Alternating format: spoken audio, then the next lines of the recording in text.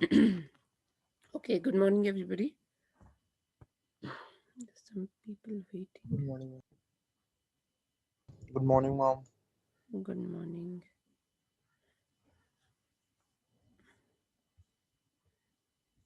Okay, so let's start with today's lecture. So, we are continuing with greedy algorithms. What we did in the last class was fractional knapsack and activity selection problem. Okay, so I didn't get time to make some notes for activity selection handwritten.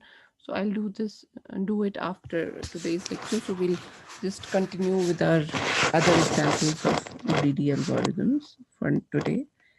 So, okay.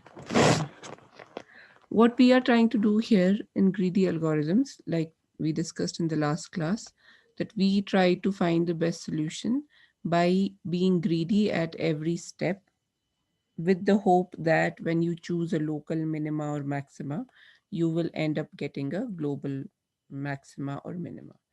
But that might not be the case always, and greedy might work sometimes and give you the best solution, and sometimes it'll give you one of the optimal solution, but we say it doesn't give you the optimal solution. Okay. So,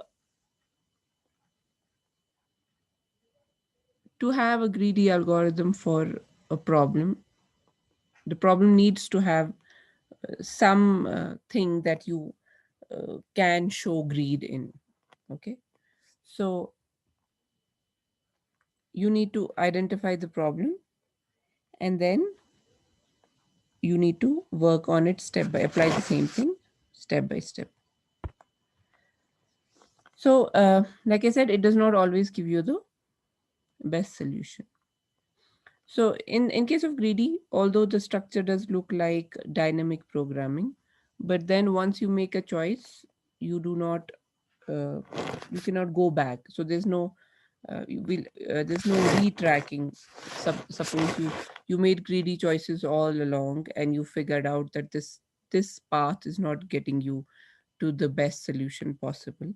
So in some algos, which we'll study later on, we have the concept of backtracking. So if we are going on a path means you follow a sequence of steps, and that sequence does not give you, based on some criteria, you can judge, oh, this is not leading me to what I expected. I was thinking I'll get close to this value.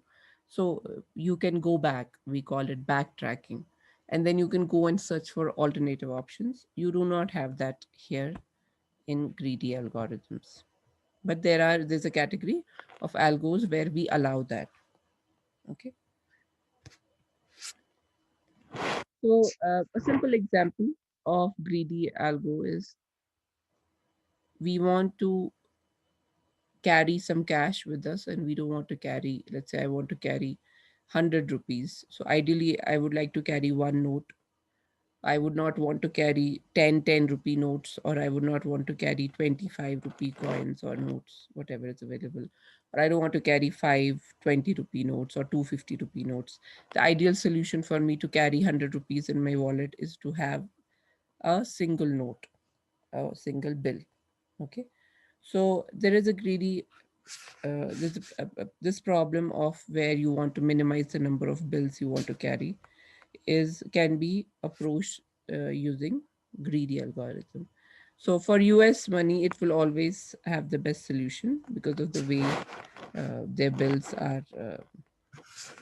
They have very small bills and very few of them. So the maximum they have is 100, 150, 20, think 10, and then you have coins. So you have 25, you have that's called a quarter or $1 coin also, I suppose, $5, and then 10 cents and 1 cent.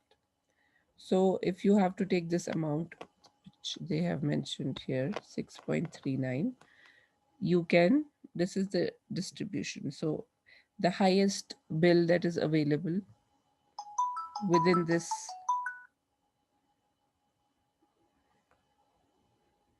amount is $5. Just give me a second.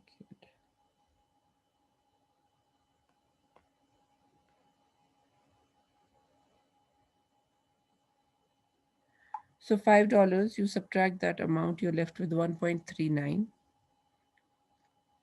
So 1.39, the highest you can bill available to you is $1. So that makes it uh, left is 0.39, and 0.39 will be 25, a 10 cent, and four 1 cent coins.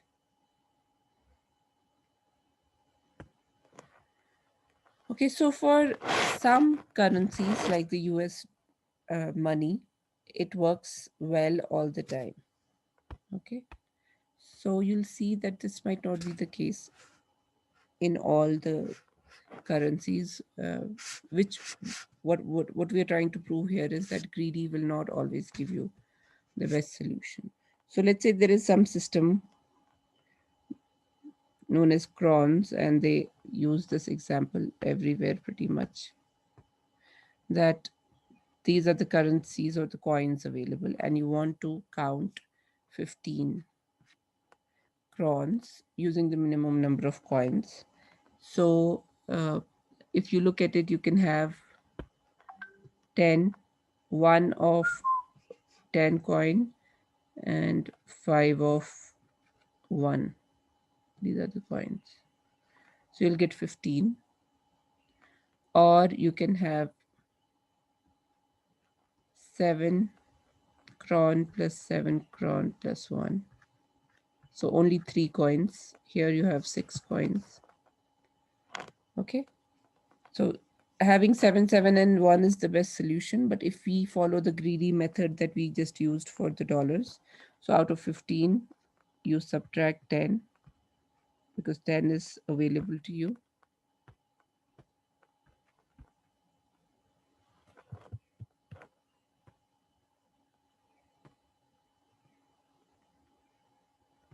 So 15 minus 10 gives you 5. Then when you get 5, you have to use only 1 cron. So you have to use overall 6 coins.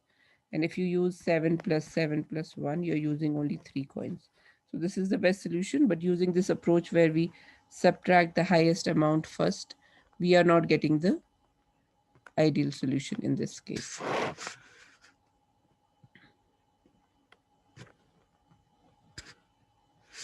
Okay. Now, there are some greedy algos that we did in the last semester, and we'll go over them once again. The aim is to just revise those and also to see uh, what their runtime analysis is. Okay, so prims and Kruskals we had covered in the last semester. Dijkstra's algo, that's an algorithm to find the shortest path in a graph. So we want to start at a point and we want to find the shortest path to all of the nodes from that point. These algos are mostly used in networking where you have a network of nodes and you want to uh, follow a path with the least cost. Cost could mean anything. If you're considering congestion in the network, that could also be presented as a cost, and you would want, if you want faster delivery, you would want to take that link which has least cost. So cost varies from problem to problem. In case of, let's say, if you have to do wiring of nodes, the cost is the length of the wire. So you want to join all the nodes, let's say in a electrical system, with the least, using the least wire. So you have to consider the cost, the length of the wire is the cost of the wire, so you have to minimize that. In case of networks, you have to minimize the time it takes to travel from one node to another. So we'll go over our minimum spanning tree problems. And then once we finish Prims and Kruskals, we'll go to Dijkstra's.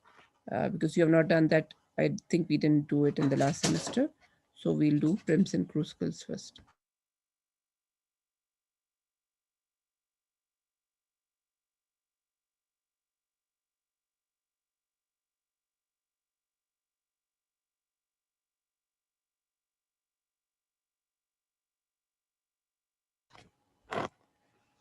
Okay, so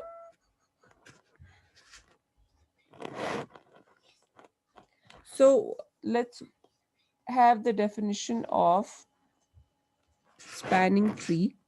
Okay, what is a spanning tree? What spans the entire graph in terms of its vertices? It touches all the vertices of the graph, spans, and it's a tree, it's not a graph. So what's the difference between the tree and the graph?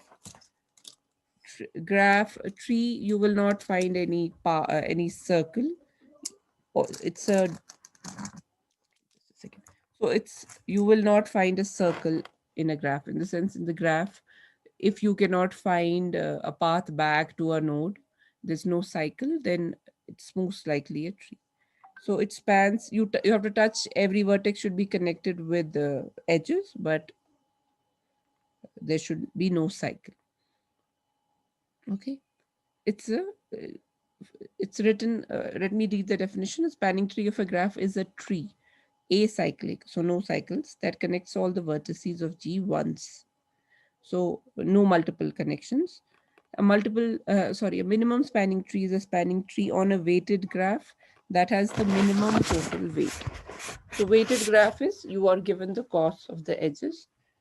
For example, in our traveling salesman problem, we had the distance between the cities as the weights of the graph.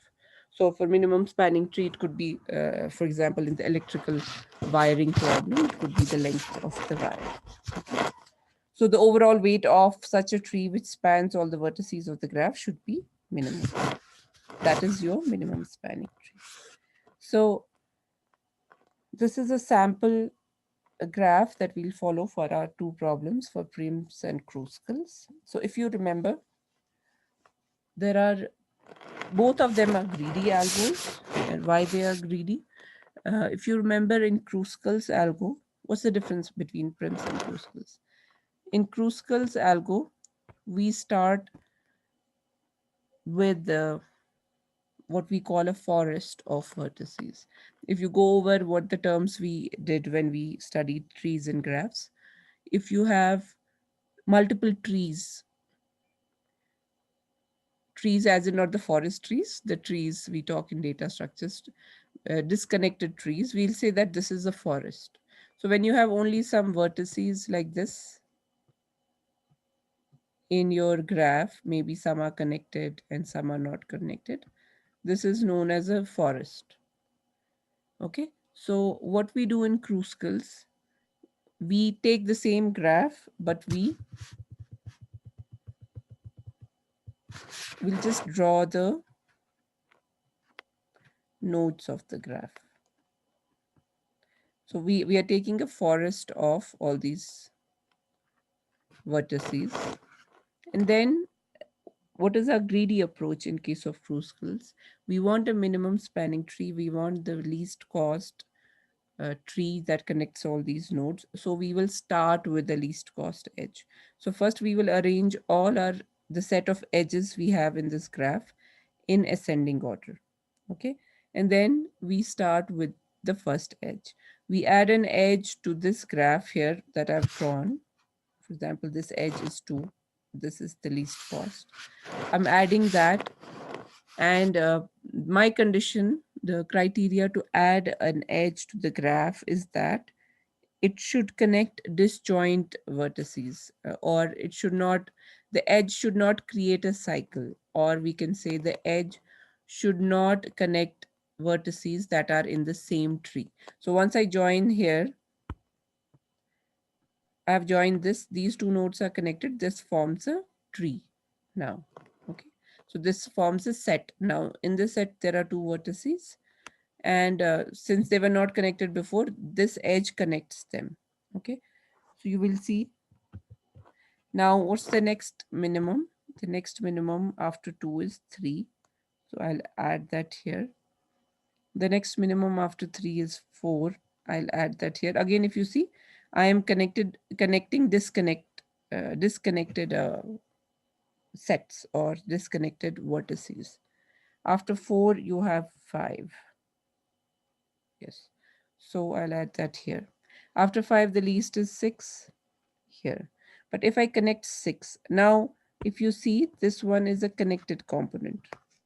So if I try to add the edge 6, it is being added within the same component and it is creating a cycle here. This is a cycle which is not allowed in a tree. So we will add all the edges in their ascending order, but if the edge is connecting nodes within the same set, the set is growing as you add edges, or if it is creating a cycle, we do not add it. Okay, so this is not selected. Then after 6, our next highest next weight is 8. I can add 8 safely because it's connecting two disjoint components. Then the next one is 9 here, and still I have one disconnected node. And the next after that, if after 9 I try to add 10, 10 will connect what is already connected and create a cycle. So we will not add 10. And then there is 14 again. If you add 14 here, it is again creating a cycle. So 14 will not be added, and you're left with 15, and that is required to connect to this graph. So this is your Kruskal's algorithm. Very simple when you do it uh, using a simple graph with pen and paper. It's the simplest algo you can implement. Now, if you have to do it using a program, in the sense you have to write a program. So first of all, what we learned in data structures is that we need to have a graph representation. So you can have a matrix representation of graphs, or you can have a linked list representation of graphs. Whatever you find convenient, you will use that. So what we will have as our input, because we have to do a runtime analysis, what we will have as our input for a graph is the number of vertices and the number of edges. So, okay, let me clear this. Now, before moving ahead with the runtime analysis and this problem solution, if I have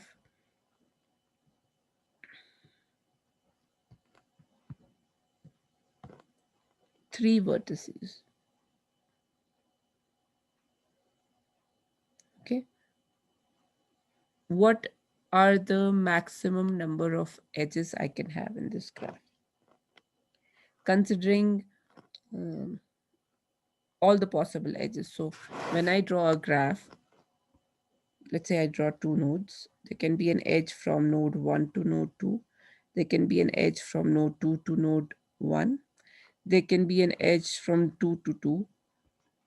So you'll see graphs like this also, where there's an edge from 1 to itself. So when I have two nodes, each node will have an edge to the other node, an edge to itself. You see there are four. If I try to do the same with this graph with the three nodes,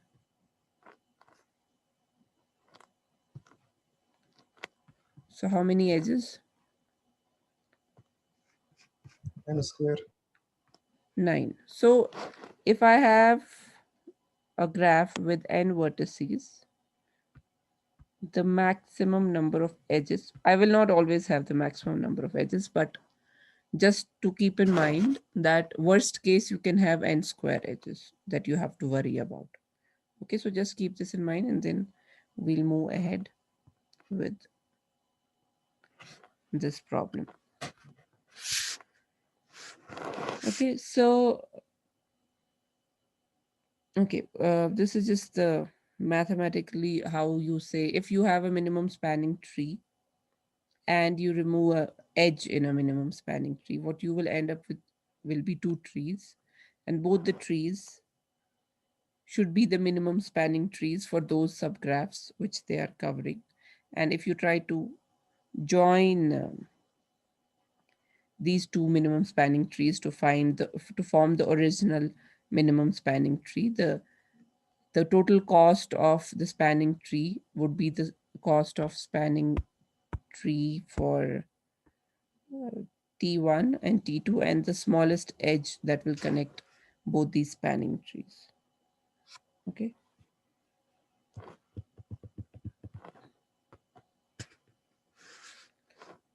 So what we discussed just now is Kruskal. So let's go get over it. So what is the algo? Go through the list of edges and make a forest. Forest means a collection of trees, and your tree, we start with trees with no vertices, or can say a forest of size 1. So we make all the vertices individual sets, and then we try to connect them to each other using the least edges. We call them uh, this the least cost edge is the edge with the least weight. The edge that we add should also be a safe edge.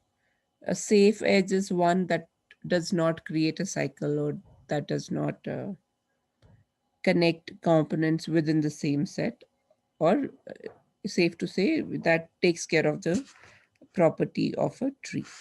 Okay. So I don't remember if we had this algo in the notes for data structures, but let's go over it. So what we are trying to do, we are given a graph, a graph G with weights. So the graph G will be given obviously with vertices and edges. Okay. We start with an empty set. We have to build a MST, and we are building it from scratch. Then next step, for each vertex, make a set. So what we are doing, we are kind of removing the edges. Now we have trees equal to the number of vertices in the graph. So every vertex itself is a tree. A node is a tree, a node is a graph, a single node. So we are making a set. Okay.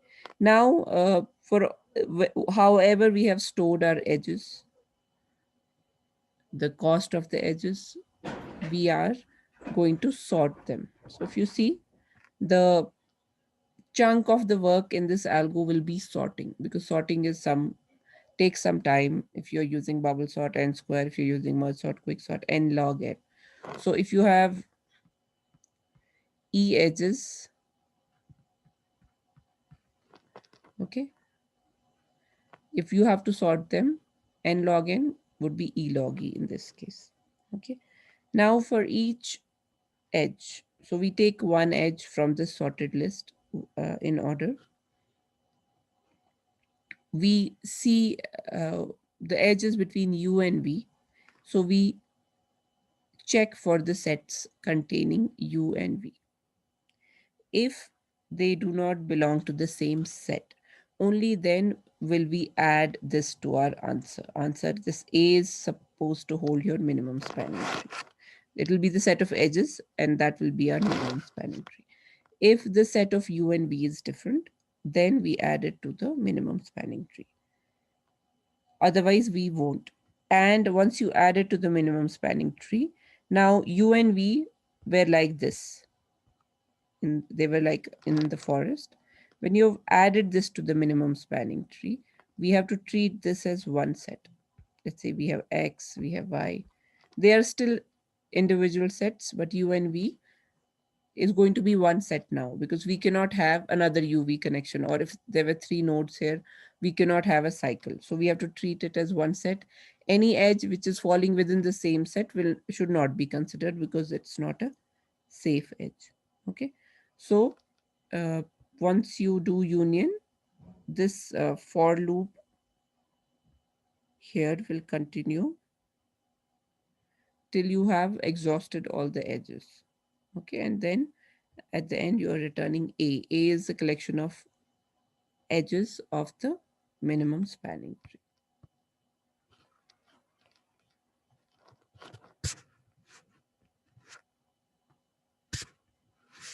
Okay, so this is what we just did. You make a set, make each element or each vertex its own set. So you have so many sets. Okay. So look at the smallest edge. Once you find the smallest edge is CF, you are combining them, union of these two, and you are adding the edge in the final answer. Okay. So this is your first step. Then similarly, when you add E and H, you combine them. Okay, because it's a safe edge. And how do you add the edge E and H when find set of E is not equal to find set of H? Basically, when they are disjoint sets, then only you can add this edge. Okay. The next four, like we added, it is a safe edge. It connects your CF with A to form ACF at the end after you added the edge. So this is our.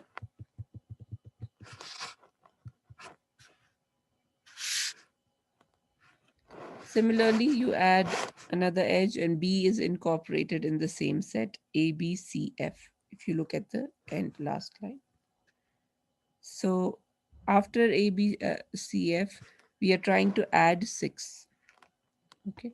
So if you add 6 here, this 6 is going to create a cycle. And if you say what is this is our starting position. What is find set? If you find the set of A and the set of B, they are the same. Okay. So we do not add edge that belongs to the same set. So this will not be considered. Moving on. Next is EH. EH, we add EH 8. Then we add 9 similarly. We cannot add 10 because it is connecting two nodes which are in the same set. So we'll not add 10 and we'll not even add 14 and then we'll go ahead and add 50. Okay. So, going back to the algo. So what are we doing? Our main work, like I said, is sorting. But other than sorting, what we are doing is we are making each vertex as a set. Then we are looking for we are doing find set. Find set tells us whether something belongs to a set or not, or whether they belong to the same set or not. And then we are doing a union with the union of the sets, and we are also adding the edge to the minimum spanning tree. So runtime depends on union, how we do union, how we do find set, how we do make set. These are the small functions that we have written. So one way of implementing would be that you declare a array. How do you do find set? Okay, this is for doing find set. How do we know something belongs to the same set? So if we use this technique where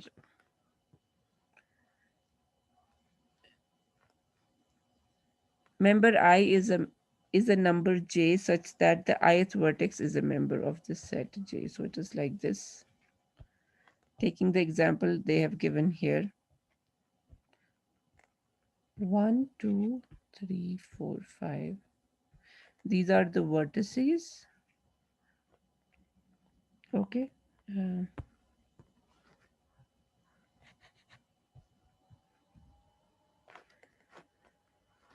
what is contained inside this member is the set number of the vertex here. So if you see 1 and 3 are in set 1. So if you have to find whether, let's say, I'm trying to add the edge 1 and 3. Okay. So I'll do find set for 1. So what is the set for 1? It is 1. Then I'll do find set for 3. What is the set? It is 1. So find set would be just accessing the array with the index 1 and 3. And this should not be equal. Only then I can add the edge, but it is equal. So I will not be adding the edge. If it was instead find set 1 and find set 4, find set 1 is 1, find set 4 is 2, then you could merge the two. Okay. So this is how this is just one way of doing. You can have your own way of determining whether something belongs to a set or not. So set 1 here, it indicates what you have is this array. And this means that set 1 has 1 and 3. Set 2 has, set 2 has 4 and 5, and set 4 has only vertex 2.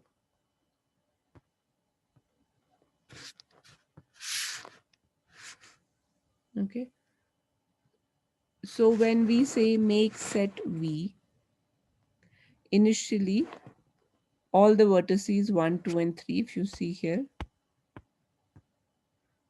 1 has the set 1, 2 has the set 2, 3 has the set 3. So basically 3 belongs to 3. It's a simple set. So when you go and look for find set 2, you get 2. Okay, when you do union 2 and 3, basically their set numbers should be the same. You could keep it both 2 or both 3. So when this is the case, this is how your sets are clubbed together at this point, and then you can go ahead.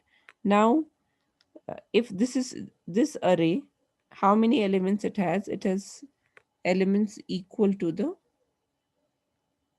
number of vertices in the graph.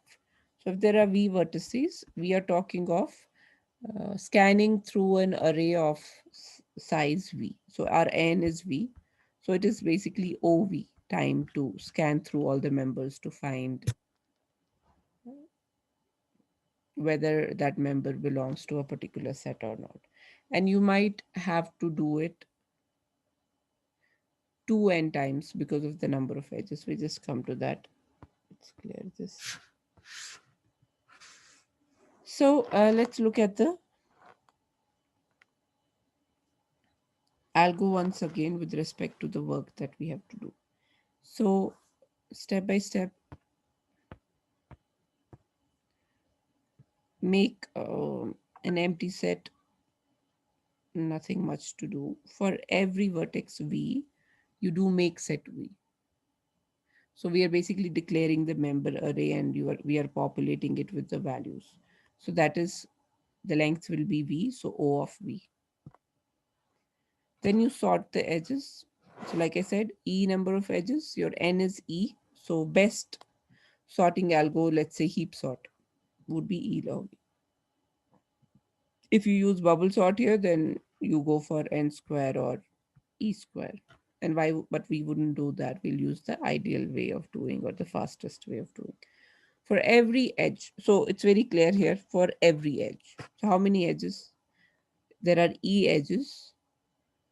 Okay, like I said, E can be equal to V square. Can be, might not be. It will be, mostly it'll be less than or equal to V square, the number of edges you have in the graph. Okay, then what we are doing, for every edge we are trying to find set u and find set v. Find set u is just accessing the element of the member array. So that's a one step operation, nothing much to do. And then you are just adding an edge to a set. So again, it doesn't take much time. Then you're doing union u and v. So how many times to make a complete minimum spanning tree, you are basically adding, once you add an edge to the graph, you are actually adding one more vertex to the minimum spanning tree. Once we add an edge to the forest, so we are clubbing the vertices one by one with the safest and the least cost edge. So at the most, we will do this union equal to the number of vertices we have in the graph. So that will be OV. Now adding all of these, we get this. So out of all of these, like we said, because we are using O, we take the maximum runtime of the three: OV, OE log E, and OE into V. Okay. So this is our final runtime. You'll see in many books, let me clear this. You'll see in many books if they use E is equal to V square. And if I substitute that here, so OV plus O V square log V square plus O of, this will be EV cube. So log V square will be 2 log V. So V square log V and V cube. So here this, obviously this one will take the precedence. This is the highest exponent. So you don't have to be exact as to what is given in the books, as long as you understand what is happening in this algo here and what sorting technique you are using, because what sorting and what kind of loop is there and what is the work done in the loop. Your work done is E into V. That is where your E into V comes from. Okay, so it's actually 1 plus V, but that you can ignore that one. So E times you're doing something for every vertex. So this is EV and this is E log E. Okay, so highest of the two, even if you write it like this, that is fine. You take the maximum value, that is also fine.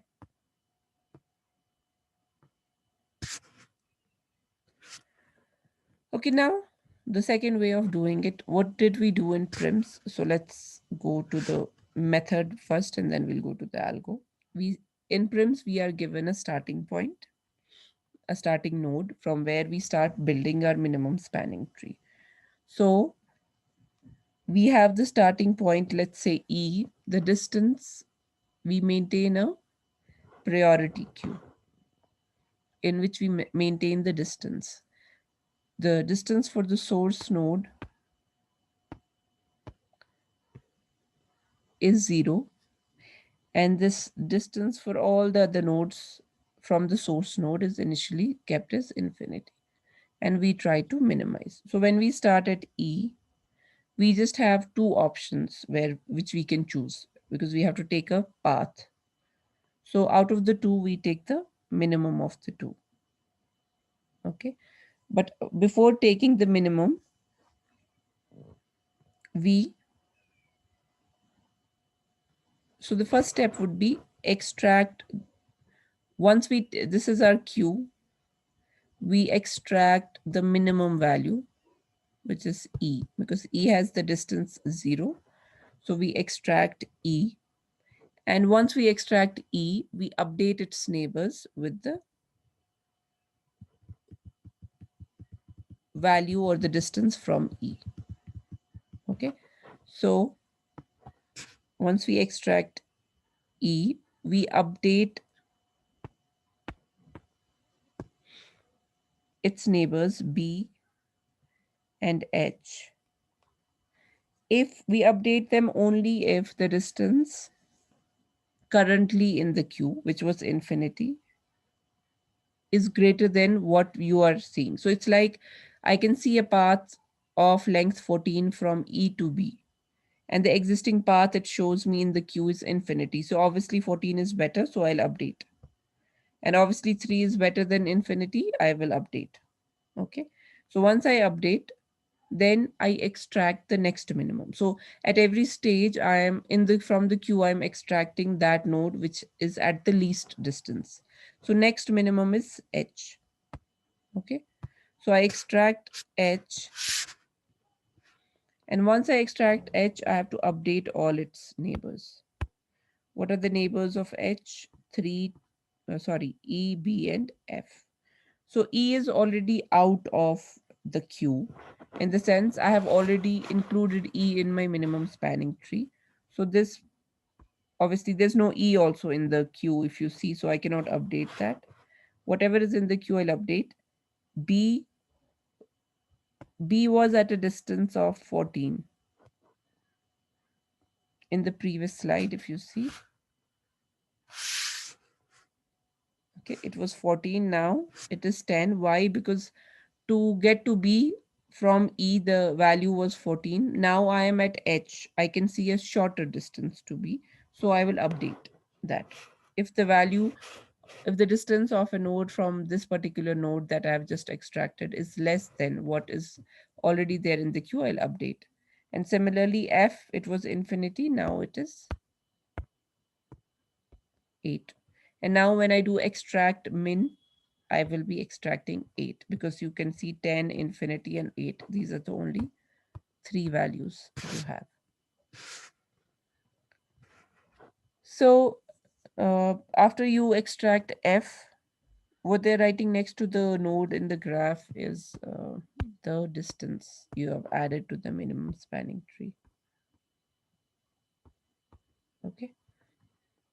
Then once you extract f, you will update c and you will update g. So out of the two, this is minimum. So your next, the next node that you'll extract from the priority queue is C. So once you extract C, then you update your queue again. So next minimum is A. Okay. When you extract A, you have to update the distance to B, D, and G. So A is not connected to D, A is not connected to G, A is connected to B, and the value is 6. Let's see what it was before. B was at a distance of 10. Now from H, now it is at a distance of 6 from A. No, sorry, it is at a distance of 5 from C, that is less than. So it will not get updated once A is extracted. So this is my next remaining queue. So I have to keep extracting till I get all the vertices. And so once I extract B, there are no more vertices to D and G are not connected to B, so nothing gets updated. Then I extract D and then I extract G, and I'm done. So all these distances written, this is how you will approach. You are approaching C from F, you're approaching D from C, you're approaching G from F, you're approaching F from H, this from E, B you're getting from C, and A you're getting from C. So you are getting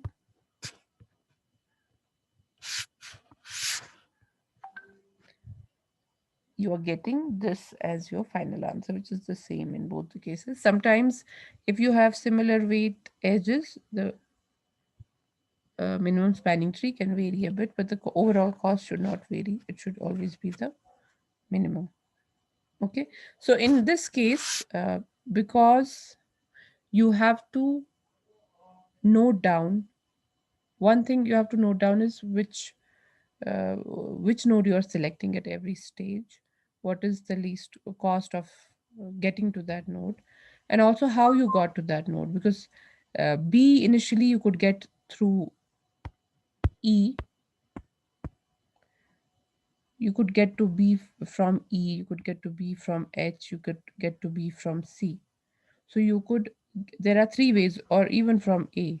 But what did you select was when you extracted B, what was the value and what was the parent. So when we update the distance from infinity to 14 for B, infinity, the parent was nil. Once it was 14, the parent was E. Then we found a shorter distance, 10, the parent was H. Then let's say we found a shorter distance, 5, the parent was C. After 5, let's say from A, we found out that the distance is 6, but we will not update because 6 is greater than 5. So this continues to be the status of B. So we know that we have approached B through C, and 5 is the cost of going from C to B. So we also have to maintain a parent array which stores the parent of every node, because the parent gets updated every time you update the value of this node in the queue. Okay, so this is just spanning tree. So let's go back to your. So this is the algo. So what we need a graph with vertices and edges. We need the cost of the edges. What we are doing, we are creating a priority queue which has all the vertices, and it has the distance to these vertices, the least distance from where these vertices can be reached. And we will also need to, like I said, maintain the parent. So where, from where did you come to this particular vertex? What is the path? So your parent will tell the path. So from your parent you'll get to know who was the parent of that node, so where, what path you're exactly following. So you add, first step is to add all the vertices in the queue. Okay, for every vertex in the queue we assign the distance to infinity. So every vertex is considered to be very far away. Okay, then whichever vertex you select as the source, you have to update its distance to 0, so that's the first vertex you extract from the queue. Okay, initially parent, all the parents of all the nodes are nil. Obviously parent of R will be nil because R is supposed to be the source node. Okay, root or source. Then we have to keep on extracting from the queue till the queue is empty. So extracting from the queue means you're adding that node to the minimum spanning tree, and you know what the parent is and you know what the distance is. So you extract the least element. So at the first step, your root will be selected because the distance is 0. Then all the children of the root, obviously they are reachable through the root. So you will update, now they are, infinity is like they're not reachable. Initially we had kept the distance as infinity, but now you are, it's like you're standing at root and you're looking at all the uh, neighboring nodes now. So now these, let's say there are three neighboring nodes, A, B, and C, they are visible and they have some distances, y1, y2, y3. So obviously there is a solid distance, as in a numerical distance that you can see now. So you will update all your infinity with this y1, y2, y3 for all the three nodes in the queue. Okay. So update, obviously the first time you'll update it with y1, y2, y3. After this you'll update only if the distances from some other nodes to A, B, or C are less than y1, y2, y3. Okay. So once you do that, you also have to update the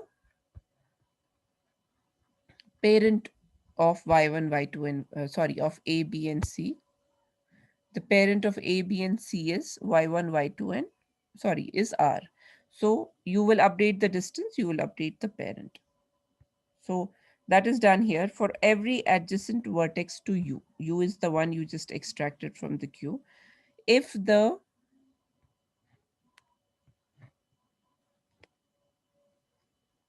weight, or if the distance from R to U is less than the key value, key is what we initially what is stored in the queue, which is infinity. Obviously y1, y2, y3 is less than infinity, then you update the parent of V is U, and the key value is changed to the weight of the edge uv. Okay,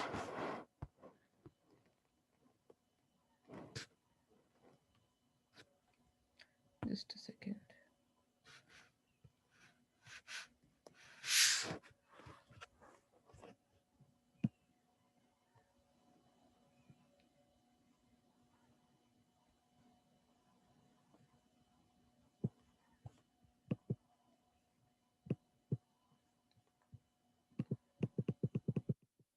Okay, so now coming to the runtime analysis.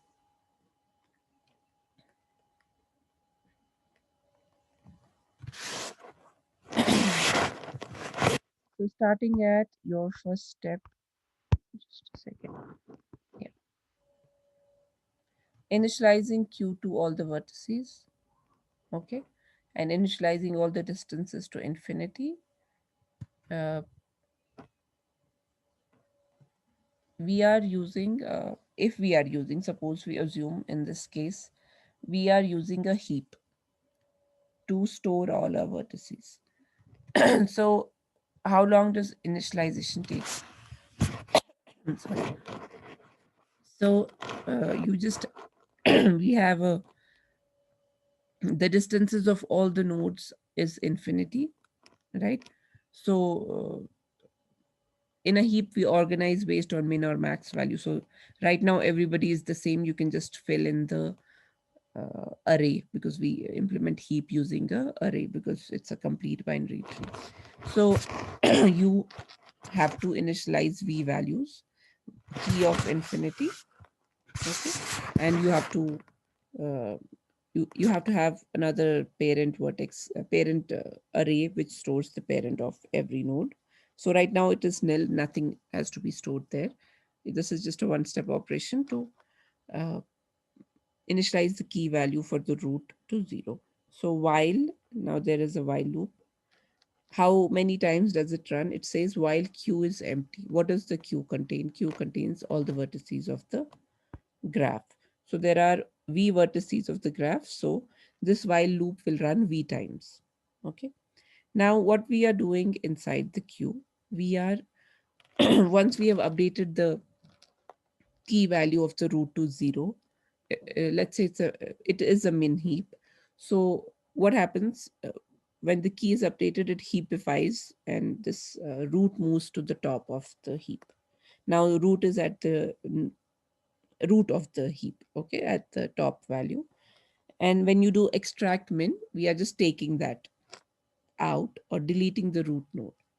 And when you delete the root node, you have to you have to update the children of this root node with the distances from the root. And then whichever child has the least distance from the root will move up. So how long does it take? Even if this, when you initially build the heap with infinite distances, even if this child of R was at the last level of the tree with infinity value, when you updated the infinity value to, let's say, 5, this is the least cost in the tree, so this will move up. So how long does it take for it to move up? It is equal to the height of the tree. What is the height of the tree? You have v nodes, so the height is log v. So it will take you log v time to readjust the heap to get the next minimum value to the top, right? So let's say that is done. Now, after doing that, you have another for loop, which this is uh, once you extract minimum.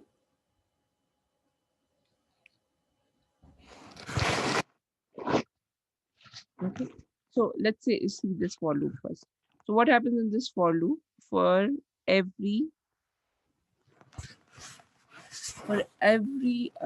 adjacent vertex to this root that you just extracted or deleted.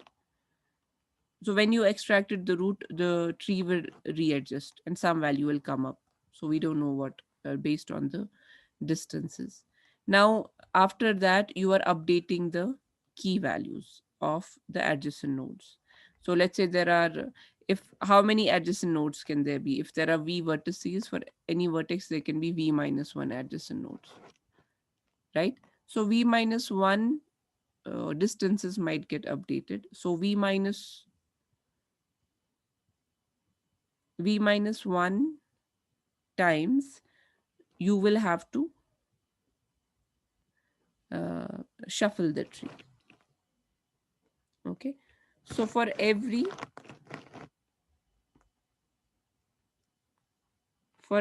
vertex adjacent, you have to do this much work. So that's why you see v times log v. sorry, this is the,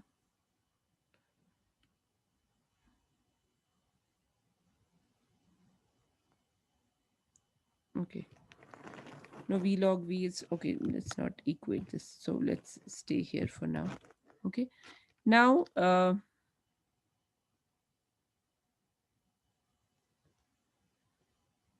okay. This since it's for loop is for every. Let me clear this first. You have a for loop for every edge adjacent to your recently extracted node. You can have, how many edges can you have? You can have, if you have v vertices, from that vertex you can have at least v minus one edges. So let's use e for now. Okay. So this loop will run e times, and for every vertex readjusting, it will take log v time. So e log v is what this time for this part of your problem. Okay. Now this whole thing,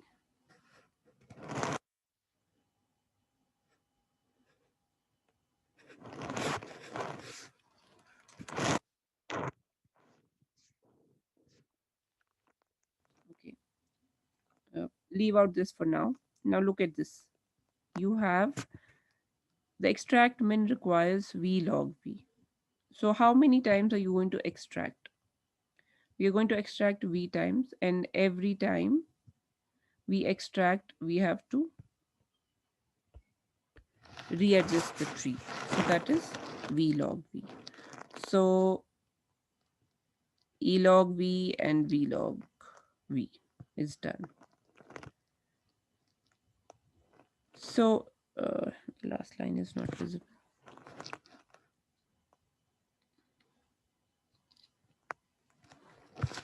So if you see this paragraph now, look at this and read it. This says this is overall execution. So it is not multiplied by OV for the while loop. Okay. It's not multiplied by OV for the while loop.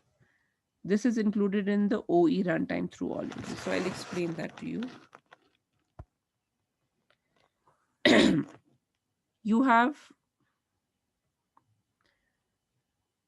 while Q is not equal to null. Okay. You are extracting V edges, and you have to adjust the tree V times. For every edge, okay, so you're extracting V vertices, and to extract each vertex you take log V time. For every adjacent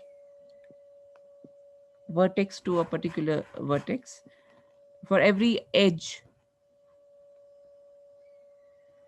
we are again readjusting. So we are already considering the time, this OV log. You don't have to multiply this here because we are doing this separately and this separately.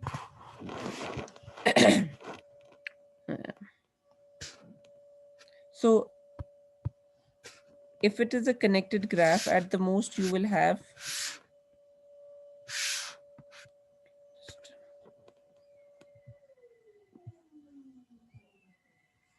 if you see the last line is not visible. So for a connected graph, for any edge, if you are v vertices in your graph, at the most you will have v minus 1 edges. Okay. So when you write v log v plus e log v, this v can also be replaced by e, because you can take this formula,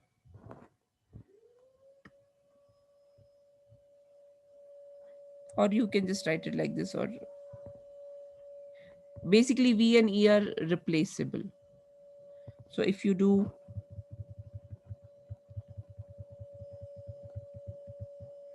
this, e that we are multiplying here is actually, it can be v minus 1 edges, because if there are 10 nodes and you're talking about a first node connected to the 9 nodes, So v minus 1 log v. So you can write v log v also for this.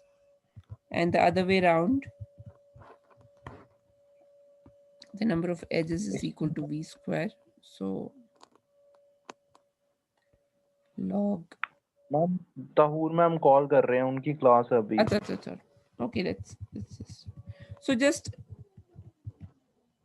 your v log v plus e log v is equal to e log. It is equal to e log v because v and e have a relation with each other. Okay. So what do we have after this? Okay, we're almost done with this. So let's take it up in the next class. Have you taken the attendance? Yes ma'am, done. Okay, fine. All right, you can leave the class. Thank you.